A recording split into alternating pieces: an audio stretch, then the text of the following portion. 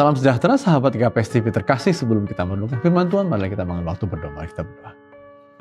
Ya Tuhan, kami bersyukur atas kasih-Mu. Kami juga bersyukur karena Engkau senantiasa mencurahkan kasih karunia-Mu melalui Kristus dalam hidup kami. Bukalah hati dan pikiran kami untuk firman-Mu. Demi Putra-Mu, Kristus kami berdoa. Amin. Saudara yang terkasih, akan menjadi firman Tuhan untuk kita ialah dari Efesus 3 ayat 18. Demikian tertulis, saudara-saudara.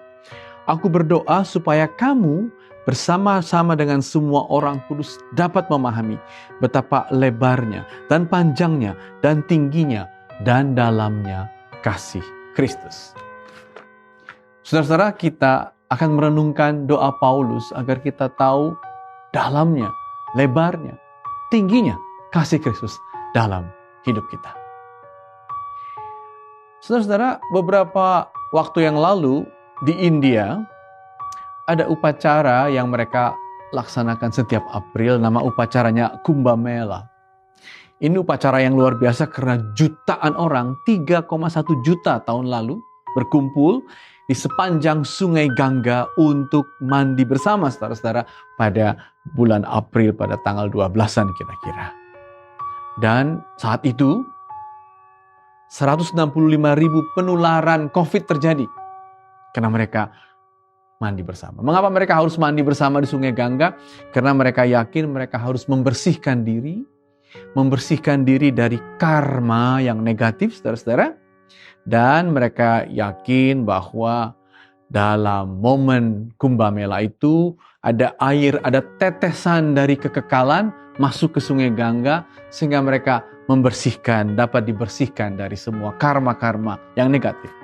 Dan upacara itu dimulai dengan datangnya ribuan naga sadhu, yaitu orang berbaju putih, berkulit putih dengan memakai pemutih di badannya, memulai, dan dengan demikian mereka bisa diputihkan dari keadaannya.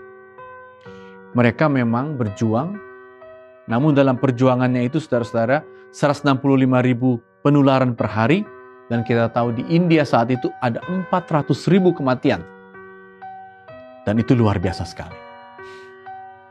Saiful Mujani, saudara-saudara, yang memiliki SMRC, Saiful Mujani Research Center, dia melakukan juga riset tentang vaksinasi, maksudnya tentang kepatuhan orang saat itu untuk disuntik vaksinasi. Dan menarik sekali, saudara-saudara, temuannya di Indonesia bahwa yang paling taat divaksinasi, yang tidak mengembangkan anti vaksin, paling besar 57% datang dari orang Batak. Jadi orang Batak 57% pro vaksinasi, dan orang Kristen 80% pro vaksinasi. Suku-suku yang lain lebih rendah, agama yang non-Kristen lebih rendah.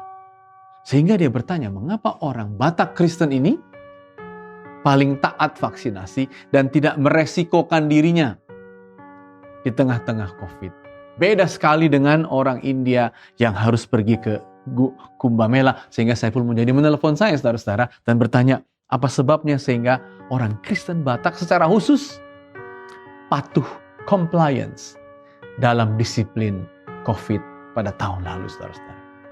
Tentu saya menjawab, ada faktor-faktor organisasi gereja, ada faktor-faktor ketersediaan online seperti GKPS TV kita ini, dan itu membuat orang bisa dari rumah masing-masing. Tapi saya katakan kepadanya, ada faktor kedua bahwa penghayatan iman Kristiani kita ada dalam iman yang personal, bukan terutama dalam ritual berjamaah seperti yang terjadi di Kumbh Mela di India yang mengakibatkan banyak penularan tersebut, saudara-saudara.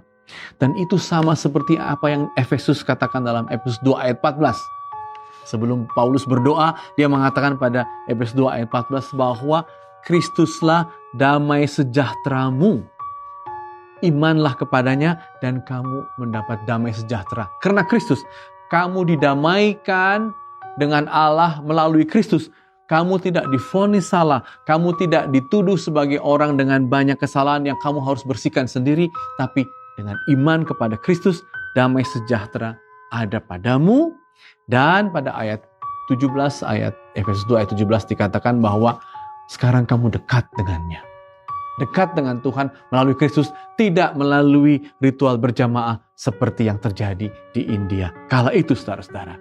Dan dengan demikian katanya saudara-saudara, bahwa kasih karunia-Nya akan melimpah padamu. Dan pada Efesus 3 ayat 12 di akhir sebelum dia masuk berdoa, dia mengatakan apa, saudara-saudara? Bahwa kalau begitu, katanya, di dalam Dia, maksudnya dalam Kristus, kita sekarang memiliki keberanian penuh untuk masuk kepada Allah dalam kepercayaan. Tidak dengan cara-cara yang rame-rame seperti ritual, seperti di India, tapi dengan iman melalui Kristus, kita bahkan punya keberanian untuk masuk kepada Allah, untuk masuk kepada hadirat kasih Allah itu. Ini yang membuat kita, saudara-saudara, memiliki iman yang amat personal, dan inilah sumber kasih karunia, inilah sumber damai sejahtera. Dan Paulus berdoa untuk ini. Agar apa?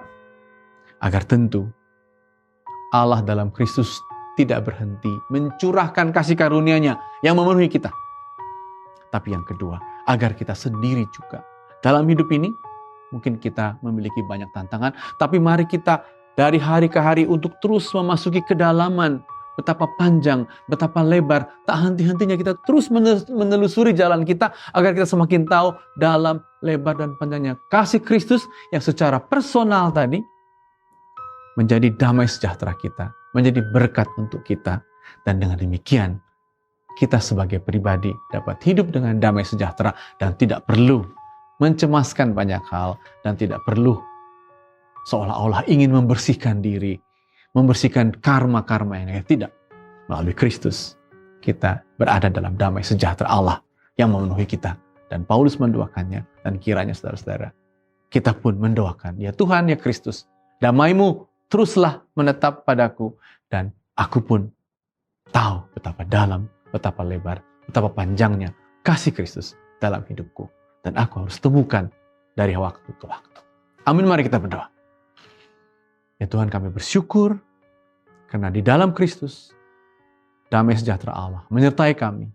Dan kiranya kami, dalam doa kami, dalam doa orang-orang yang mengasihi kami, dapat mengetahui dan mengalami betapa panjang, betapa lebar, betapa dalamnya kasih Kristus. Amin.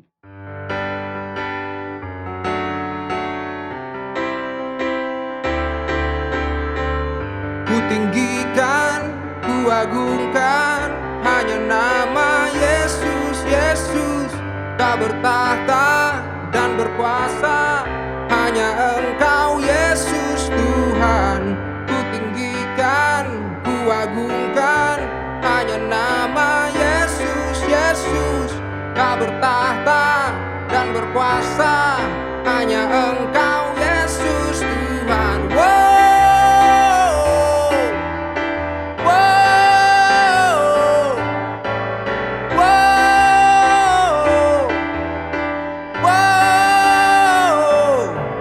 Terbatas karyamu di dalam duniaku, tak terukur kasih-Mu, Kau menebus hidupku.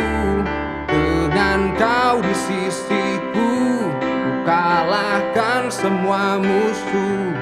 Bukan karena hebatku, namun karena kuasa-Mu. Ku tinggikan, ku agungkan hanya nama Yesus, Yesus. Tak bertahta dan berkuasa, hanya Engkau Yesus Tuhan. Ku tinggikan, ku agungkan hanya nama Yesus, Yesus.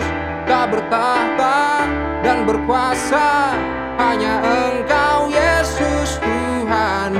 Ku tinggikan, ku agungkan hanya nama Yesus, Yesus. Tak bertahta dan berkuasa, hanya Engkau Yesus Tuhan. Ku tinggikan, ku agungkan hanya nama Yesus, Yesus. Tak bertahta dan berkuasa, hanya Engkau Yesus Tuhan. GKPS TV